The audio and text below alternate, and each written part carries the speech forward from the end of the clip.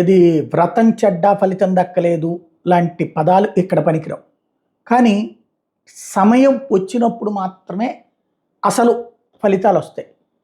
బ్రిటన్కి ఈ మధ్యనే జరిగినవి చూసాం. అక్కడ జరిగినటువంటి మతపరమైనటువంటి అంశాలు జరుగుతున్నాయి. అక్కడ యువతని రెచ్చగొట్టే ప్రయత్నాలు జరుగుతున్నాయి.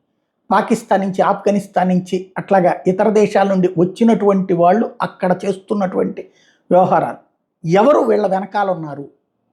మనకు అప్పట్లో ఇండియాలో జకీర్ నాయక్, ఆ జకీర్ నాయక్ని కంట్రోల్ చేయడానికి ప్రయత్నిస్తే పారిపోయాడు.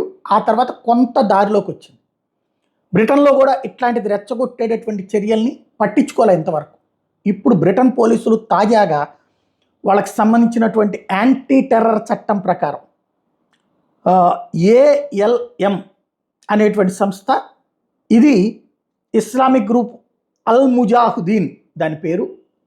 ఆ సంస్థకి సంబంధించినటువంటి 57 ఏళ్ల వయసు కలిగినటువంటి హెడ్ అంజమ్ చౌదరి తాజాగా అరెస్ట్ చేశారు.